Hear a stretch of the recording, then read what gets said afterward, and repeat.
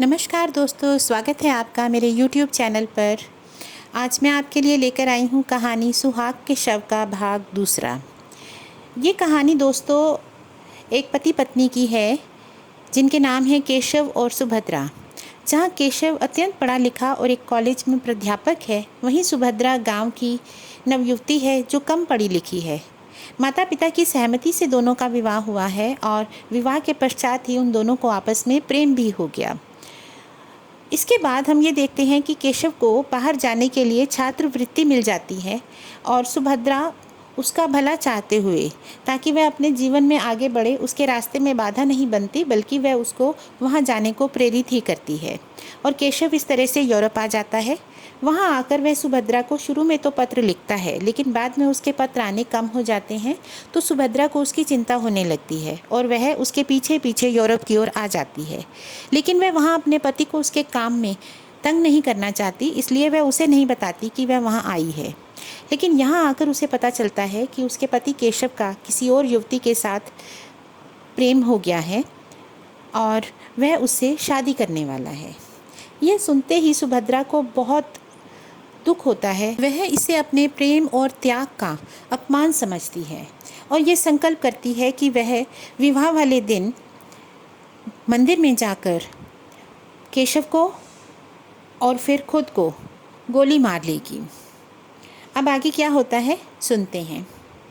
संध्या का समय था। आर्य मंदिर के आंगन में वर और वधू इष्ट मित्रों के साथ बैठे हुए थे। विवाह का संस्कार हो रहा था। उसी समय सुभद्रा वहां पहुंची और बरामदे में आकर एक खंबे की आड़ में इस तरह खड़ी हो गई कि केशव का मुंह उसके सामने था। उसकी आंखों में वह दृश्य खिंच गया जब आज से 3 साल पहले उसने इसी भांति केशव को मंडप में बैठे हुए आड़ से देखा था।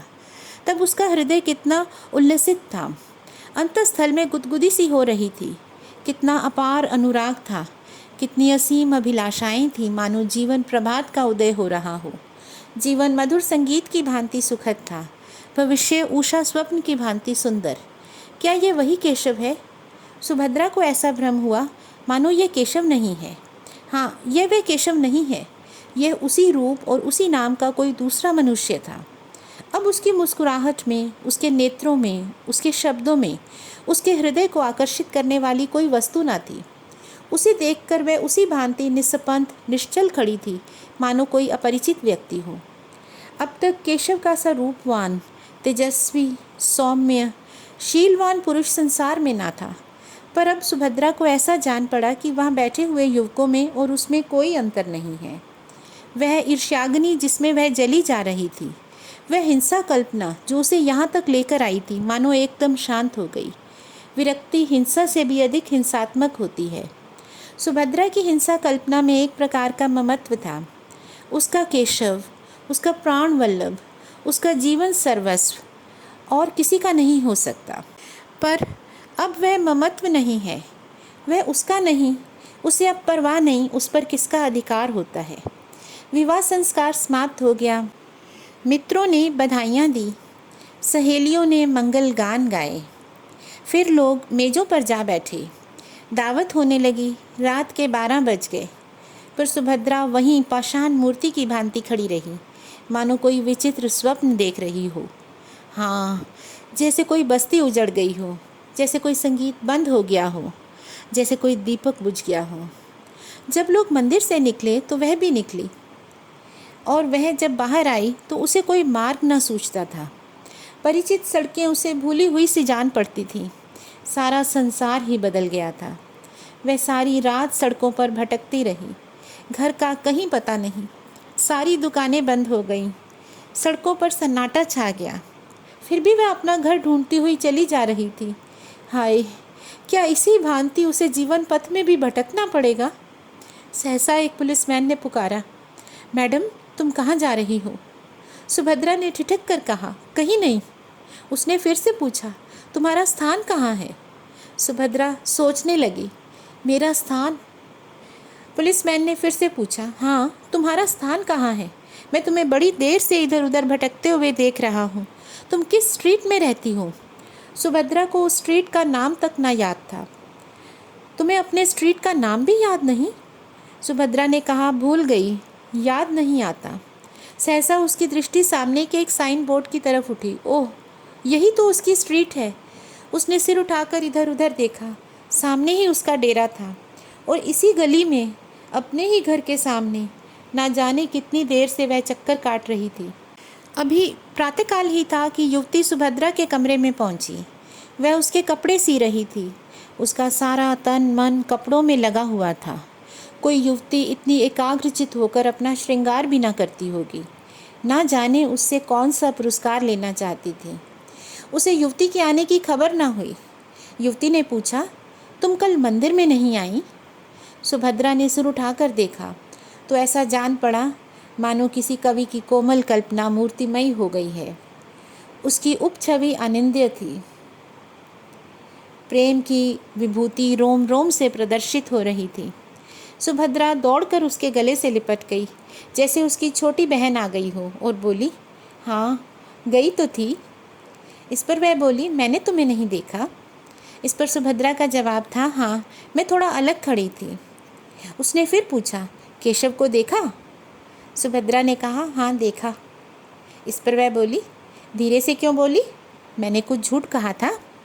सुभद्रा ने सहृदयता से मुस्कुराकर कहा, मैंने तुम्हारी आंखों से नहीं, अपनी आंखों से देखा। मुझे तो वह तुम्हारे योग्य नहीं जचे। तुम्हें ठग लिया। युवती खिलखिलाकर हंसी और बोली, वह मैं समझती हूँ, मैंने उन्हें ठगा है। इस पर सुभद्रा ने कहा, एक बार वस्त्राभूषणों से सजकर अपनी छवि आईने में देखोगी तो मालूम हो जाएगा। युवती ने कहा, तब क्या मैं कुछ और हो जाऊंगी? सुभद्रा ने कहा, अपने कमरे से फर्श, तस्वीरें, हांडियाँ, गमले आदि निकाल कर देख लो, कमरे की शोभा वही रहती है। युवती ने सिर हिलाकर कहा, ठीक कहती हो, लेकिन आभूषण कहाँ से लाऊं? ना जाने अभी कितने दिनों में बनने की नौबत आए। इस पर सुभद्रा ने कहा, मैं तुम्हें अपने गहने पहना दूंगी। युवती ने कहा, तुम्हारे पास गहने हैं? सुभद्रा बोली, बहुत, देखो मैं अभी लाकर तुम्हें पहनाती हूँ। युवती ने मुंह से तो बहुत नहीं नहीं किया, पर मन में प्रसन्न हो रही थी।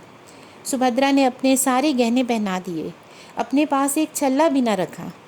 युवती को यह एक नया अनुभव था। उसे उस रूप में निकलते शर्म तो आती थी, पर उसका रूप चमक उठा था, इसमें संदेह न था। उसने आईने में अपनी सूरत देखी तो उसकी सूरत जगमगा उठी, मानो किसी वियोगिनी को अपने प्रियतम का संवाद मिला हो। मन में गुदगुदी होने लगी। वह इतनी रूपवती है, उसे उसकी कल्पना न थी। कहीं केशव उसे इस रूप में देख लेते, यह आकांक्षा उसके मन में उदय हुई, पर कहे कैसे। कुछ देर के बाद लज्जा से सिर झुकाकर बोली, केशव मुझे इस रूप में देखकर बहुत हंसेंगे। सुभद्रा बोली, हंसेंगे नहीं, बलैया लेंगे, आंखें खुल जाएंगी। तुम आज इसी रूप में उनके पास जाना। युवती ने चकित होकर कहा, सच? आप इसकी अनुमति देती हैं? सुभद्रा ने कहा, बड़े हर्ष से। युवती ने फिर पूछा, तुम्हें संदेह ना होगा? सुभद्रा बोली, बिल्कुल नहीं। उसने फिर कहा, और जो मैं 2-4 दिन पहने रहूं? सुभद्रा बोली, तुम 2-4 महीने पहने रहो, आखिर पड़े ही तो हैं। युवती ने कहा, तुम भी मेरे साथ चलो।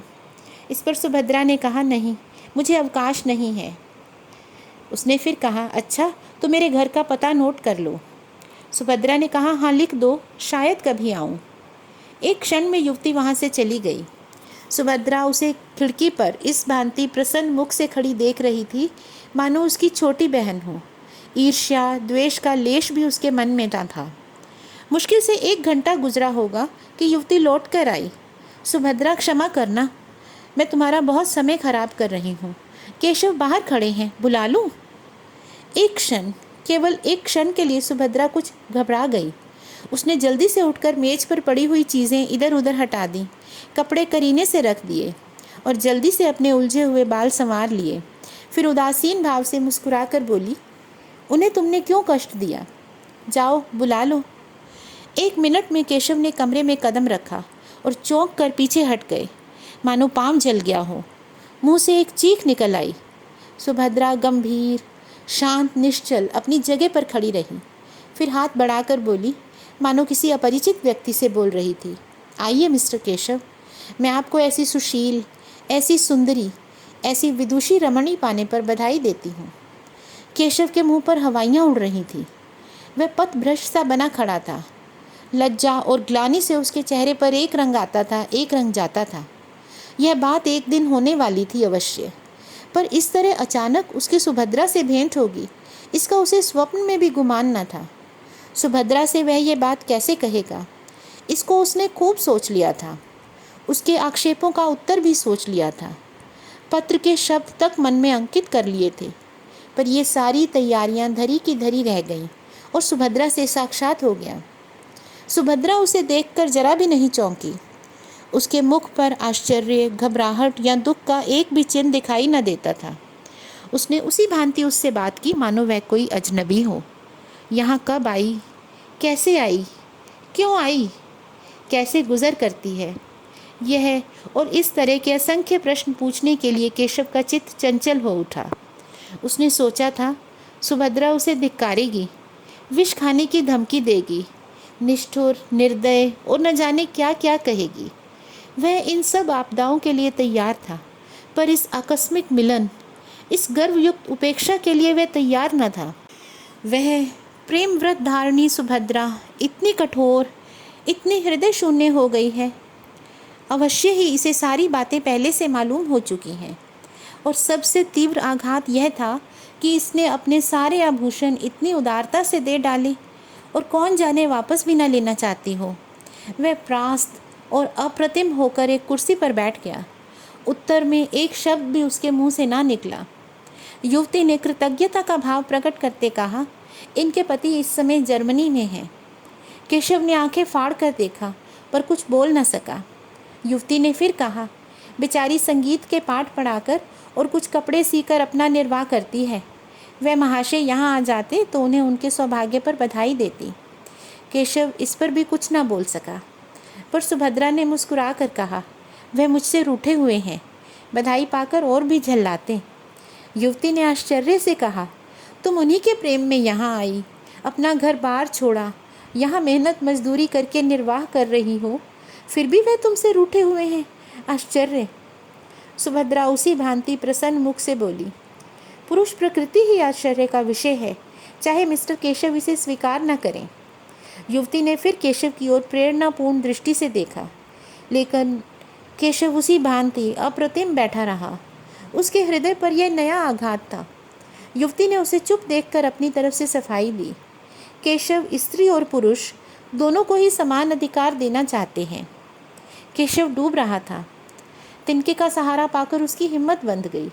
बोला, विवाह एक प्रकार का समझौता है, दोनों पक्षों को अधिकार है, जब चाहे इसे तोड़ दें। युवती ने हामी भरी। सभ्य समाज में यह आंदोलन बड़े जोरों पर है। सुभद्रा ने शंका की, किसी समझौते को तोड़ने के लिए कोई कारण भी तो होना चाहिए। केशव ने भावों की लाठी का सहारा लेकर कहा, जब इसका अनुभव हो जाए कि हम इस बंधन से मुक्त होकर अधिक सुखी हो सकते हैं, तो यही कारण काफ़ी है। स्त्री को यदि मालूम हो जाए कि वह दूसरे पुरुष के साथ, सुभद्रा ने बात काट कर कहा, क्षमा कीजिए मिस्टर केशव, मुझ में इतनी बुद्धि नहीं कि मैं इस विषय पर आपसे बहस कर सकूं। आदर्श समझौता वही है जो जीवन पर्यंत रहे। मैं भारत की नहीं कहती, वहाँ तो स्त्री पुरुष की लौंडी है।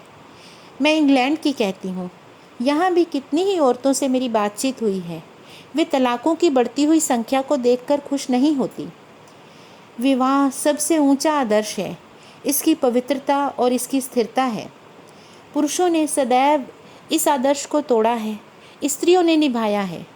अब पुरुषों का अन्याय स्त्रियों को किस ओर लेके जाएगा, नहीं कह सकती। इस गंभीर और संयत कथन ने विवाद का अंत कर दिया। सुभद्रा ने चाय मंगवाई। तीनों आदमियों ने चाय पी। केशव पूछना चाहता था, अभी आप यहाँ कितने दिनों रहेंगी, लेकिन पूछ ना सका।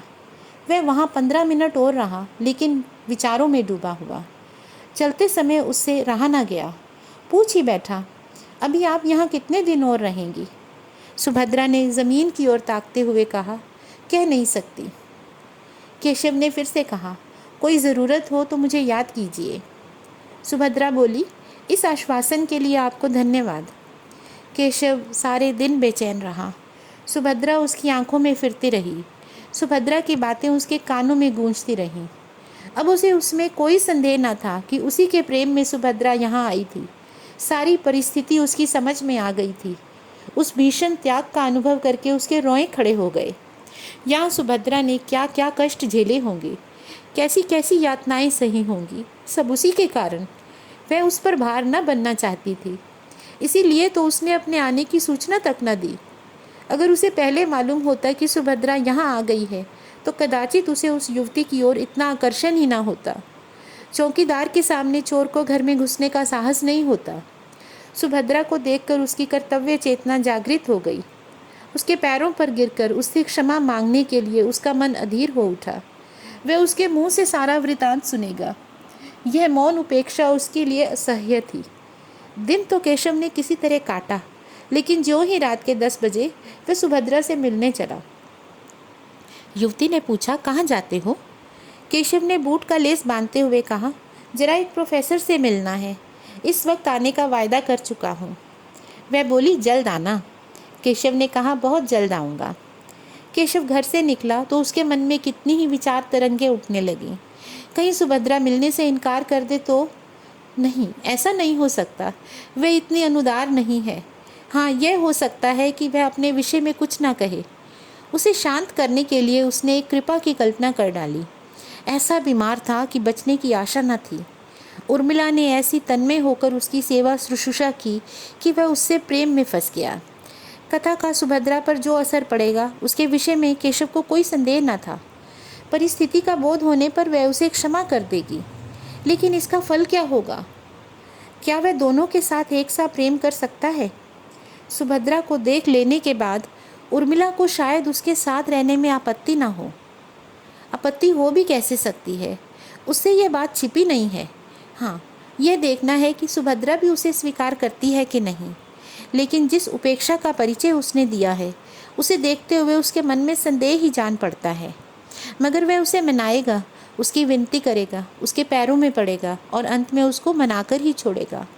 सुभद्रा से प्रेम और अनुराग का नया प्रमाण पा वह मानो एक कठोर निद्रा से जाग उठा था। उसे अब अनुभव हो रहा था कि सुभद्रा के लिए उसके हृदय में जो स्थान था वह खाली पड़ा हुआ है। उर्मिला उस स्थान पर अपना आधिपत्य नहीं जमा सकती। अब उसे ज्ञात हुआ कि उर्मिला के प्रति उसका प्रेम केवल एक तृष्णा थी, जो स्वादयुक्त पदार्थों को देखकर ही उत्पन्न होती है। वह सच्ची क्षुधा न थी। अब फिर उसे सरल सामान्य भोजन की इच्छा हो रही थी। विलासिनी उर्मिला कभी इतना त्याग कर सकती है? इसमें उसे संदेह था। सुभद्रा के घर के निकट पहुंचकर केशव का मन कुछ कातर होने लगा, लेकिन उसने जी कड़ा करके जीने पर कदम रखा और क्षण में सुभद्रा के द्वार पर पहुंचा। लेकिन कमरे का द्वार बंद था, अंदर भी प्रकाश न था। अवश्य ही वह कहीं गई होगी, आती ही होगी। तब तक उसने बरामदे में टहलने का निश्चय किया। सहसा मालकिन आती दिखाई दी। केशव ने आगे बढ़कर पूछा, आप बता सकती हैं ये महिला कहाँ गई हैं? मालकिन ने उसे सिर से पैर तक देखा और कहा, वह तो आज यहाँ से चली गई। केशव ने हक बकाकर पूछा, चली गई? कहाँ चली गई? इस पर उसने कहा, यह तो मुझसे नहीं बताया। केशव ने फिर पूछा, कब गई? इस पर वह बोली, वह तो दोपहर को ही चली गई। केशव ने कहा, अपना असबाब लेकर गई? इस पर वह बोली, असबाब किसके लिए छोड़ जाती? हाँ, एक छोटा सा पैकेट अपनी एक सहेली के लिए छोड़ गई है। उस पर मिसेज केशव लिखा हुआ है। मुझसे कहा है कि यदि वे आ जाएं तो उन्हें दे देना, नहीं तो डाक से भेज देना। केशव को अपना हृदय इस तरह बैठता हुआ मालूम हुआ जैसे सूर्य का अस्त होना। वह एक गहरी सांस लेकर बोला, आप मुझे वह पैकेट दिखा सकती हैं? केशव मेरा ही नाम है। मालकिन ने मुस्कुराकर कहा, मिसेज केशव को कोई आपत्ति तो ना होगी? इस पर केशव बोला, तो फिर मैं उनको बुला लाऊं? मालकिन बोली, हाँ, उचित तो यही है। केशव बोला, बहुत दूर जाना पड़ेगा। केशव कुछ ठिठकता हुआ जीने की ओर चला तो मालकिन ने फिर कहा, मगर मैं समझती हूँ आप इसे ले ही जाइए, व्यर्थ आपको क्यों दौड़ाऊँ। मगर कल मेरे पास एक रसीद भेज दीजिएगा, शायद उसकी ज़रूरत पड़े। यह कहते हुए उसने एक छोटा सा पैकेट लाकर केशव को दे दिया। केशव पैकेट लेकर इस तरह भागा मानो कोई चोर भागा जा रहा हो। उस पैकेट में क्या है, यह जानने के लिए उसका हृदय व्याकुल हो रहा था। उसे इतना विलंब असह्य था कि अपने स्थान पर जाकर उसे खोले। समीप ही एक पार्क था, वहाँ जाकर उसने बिजली के प्रकाश में उस पैकेट को खोला। उस समय उसके हाथ कांप रहे थे। हृदय इतने वेग से धड़क रहा था मानो किसी बंधु की बीमारी के समाचार के बाद मिला हो। पैकेट का खुलना था कि केशव की आंखों से आंसुओं की झड़ी लग गई। उसमें एक पीले रंग की साड़ी थी, एक छोटी सी सिंदूर की डिबिया और केशव का एक फ़ोटो चित्र के साथ एक लिफाफा भी था। केशव ने उसे खोल कर पढ़ा। उसमें लिखा था, बहन मैं जाती हूँ, यह मेरे सुहाग का शव है, इसे थेम्स नदी में विसर्जित कर देना। तुम्हीं लोगों के हाथों ये संस्कार भी हो जाए तो अच्छा। और इस तरह से इस कहानी का अंत हुआ। केशव मर्माहत सा पत्र हाथ में लिए वहीं घास पर लेट गया और फूट फूट कर रोने लगा। दोस्तों, कई बार ऐसा हमारे जीवन में होता है। क्षण भर के लिए हमारा चरित्र कमज़ोर हो जाता है और हमें उसके लिए जीवन भर पछतावा होता है। ऐसा ही इस समय केशव के साथ हो रहा है। दूसरी ओर इस कहानी में यह क्लियर नहीं है कि सुभद्रा का क्या हुआ। क्या वो वापस इंडिया गई या फिर उसने वहीं कहीं जान दे दी।